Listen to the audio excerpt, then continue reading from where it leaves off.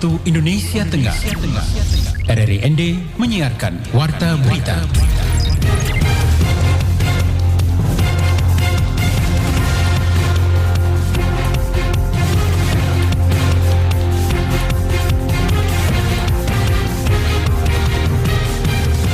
Selamat pagi saudara, Anda mendengarkan Warta Berita RRI dengan headline berita pagi hari ini. Hari kedua tim SAR gabungan masih melakukan pencarian seorang bocah yang tersesat arus ombak saat memancing di Pantai Batu Cincin, Desa Numba, Kecamatan Nangapenda, Kabupaten ND. Badan Pengembangan dan Pembinaan Bahasa Kemendikbudristek melaksanakan sosialisasi program pembinaan literasi generasi muda. Inilah berita selengkapnya bersama saya Lelikara edisi Selasa 11 April 2023.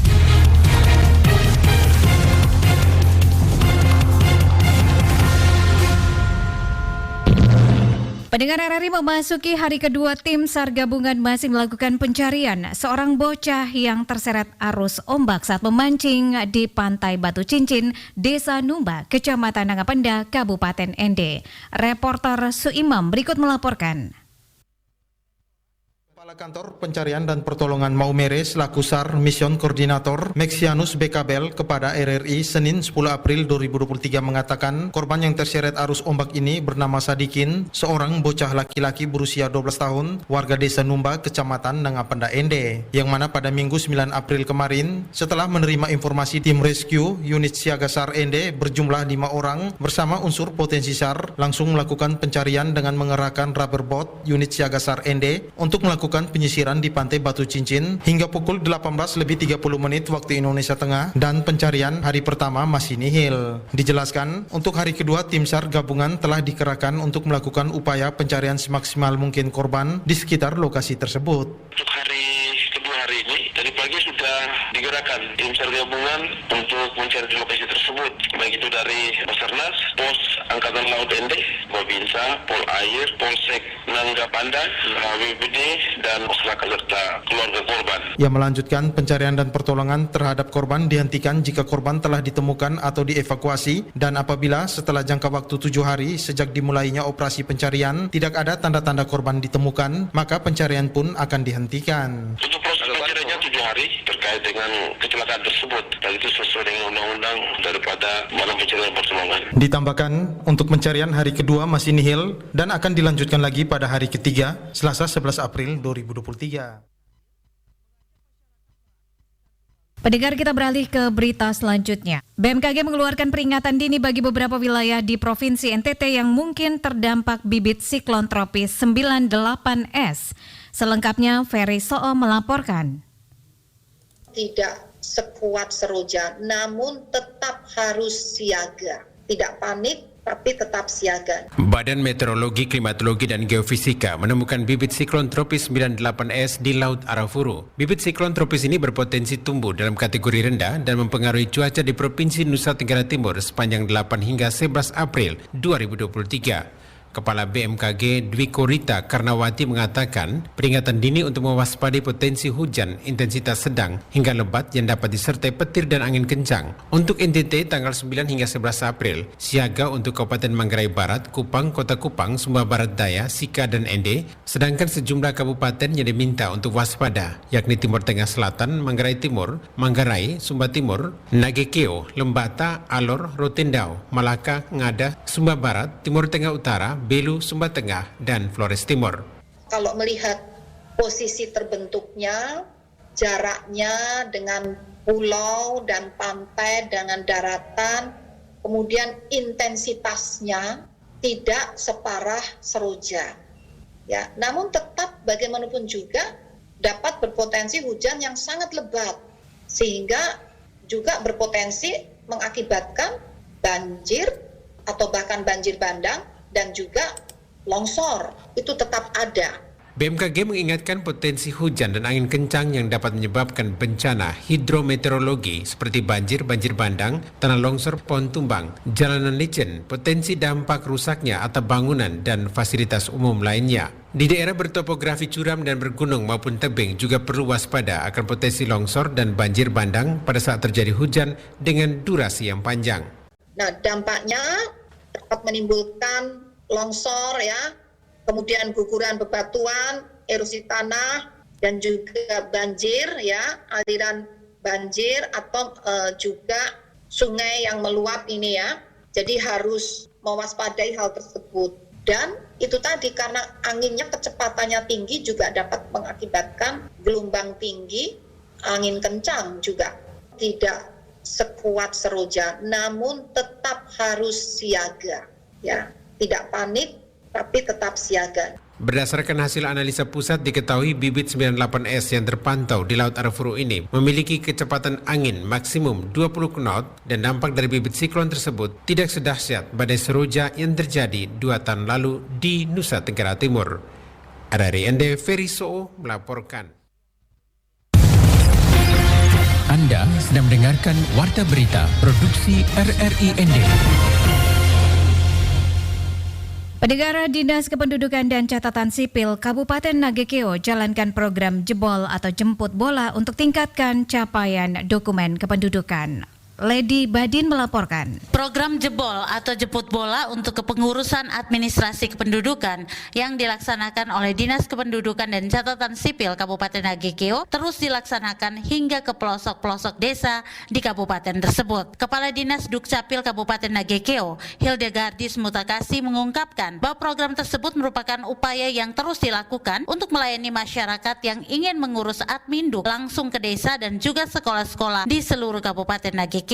Dirinya mengungkapkan lewat program jebol ini, pelayanan adminduk seperti pengurusan kartu identitas anak dan EKTP dapat dilayani di tempat seperti di kantor desa dan kelurahan ataupun juga sekolah-sekolah dari PAUD hingga SMA yang didatangi oleh petugas Disdukcapil Kabupaten Nagekeo. Program jebol Dukcapil Nagekeo itu berawal dari kebijakan kependudukan dan pencatatan sipil yang mana seluruh dinas Dukcapil se-Indonesia lebih mengaktifkan ya kegiatan-kegiatan atau program-program pelayanan jemput bola. Semakin sering berada di rumah penduduk, semakin sering berada di titik-titik kumpul penduduk dan semakin sering berada di sel-sel aktif, turun ke lapangan ke tengah masyarakat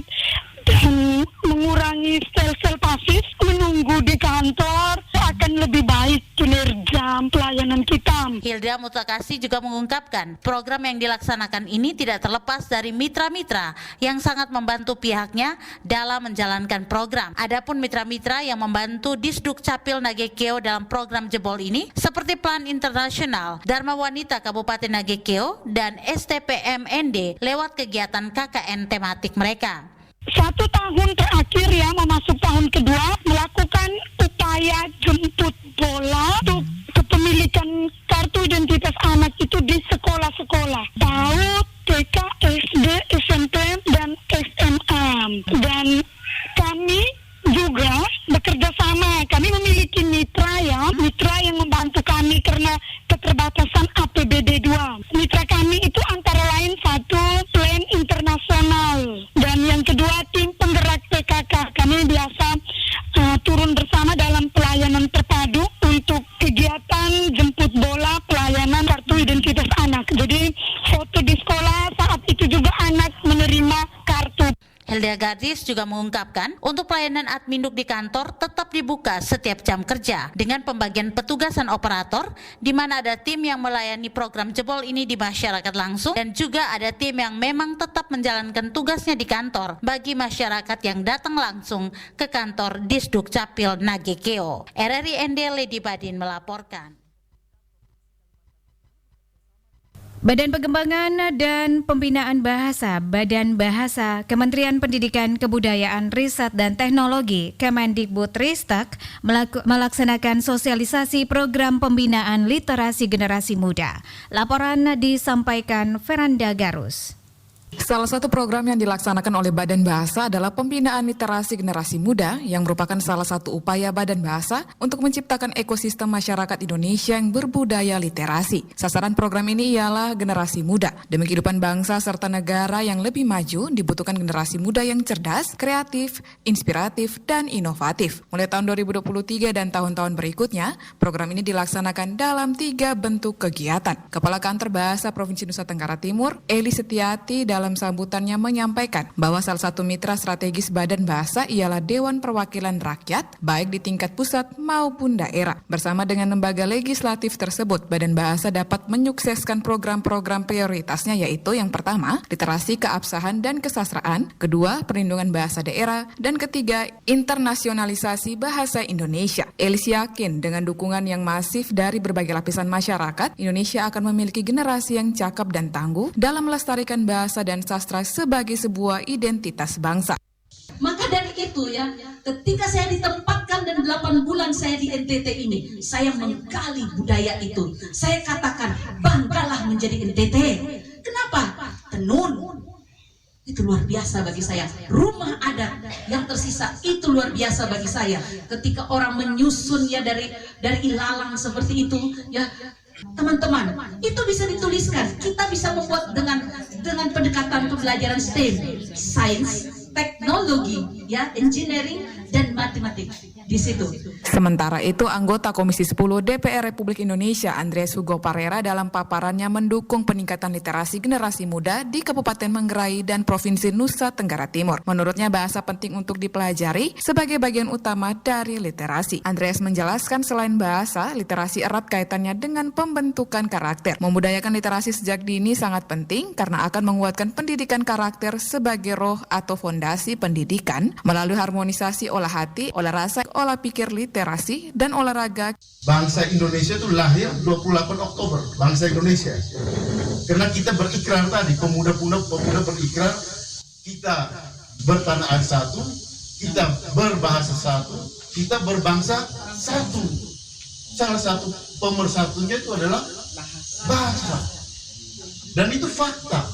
Kalau tidak ada bahasa Indonesia, saya juga tidak bisa membayangkan bagaimana saya bicara dengan teman-teman di sini gitu. Kegiatan tersebut dihadiri lebih dari 100 orang peserta yang terdiri atas unsur pemerintah daerah, dinas pendidikan, unit pelaksana teknis Kemendikbudristek, guru, pelajar, mahasiswa, praktisi pendidikan, dan pegiat literasi. Tujuan kemitraan strategis ini untuk memperluas jangkauan penerima manfaat program kebahasaan. RRI ND Veranda Garus melaporkan. Badan Pelaksana Otorita Labuan Bajo Flores BPOLBF mendorong pemanfaatan produk lokal saat penyelenggaraan kegiatan ASEAN Summit di Labuan Bajo, Manggarai Barat, Nusa Tenggara Timur pada Mei mendatang. Laporan selengkapnya disampaikan Rosa Dalima. Direktur Utama Badan Pelaksana Otorita Labuan Bajo Flores BPOLBF Sana Fatina kepada RRI di Labuan Bajo mengatakan, penyelenggaraan KTT ASEAN ke-42 akan berlangsung 2 kali, yakni bulan Mei 2023 di Labuan Bajo dan bulan September 2023 yang kemungkinan besar berlangsung di Jakarta. Untuk kegiatan yang di Labuan Bajo, BPOLBF mendorong agar produk lokal mengambil bagian besar dalam rangkaian acara. Pihaknya sendiri, kata Sana Fatina, telah berdiskusi dengan pemerintah Provinsi NTT agar tari tradisional, makanan khas dan souvenir yang disajikan nanti harus berciri khas NTT.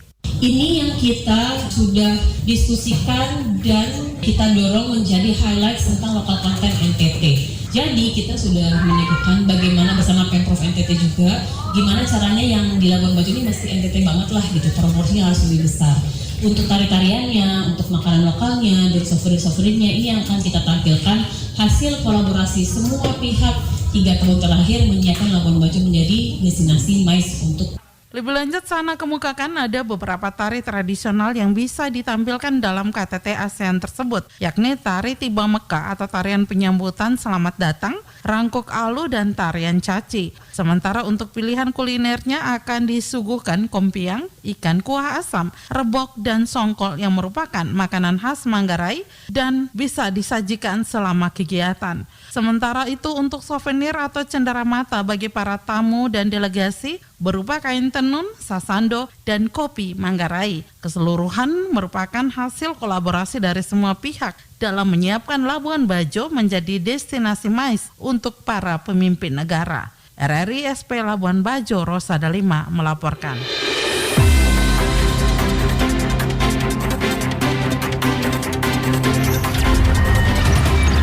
Terima kasih. Anda telah mendengarkan Warta Berita Produksi RRI ND.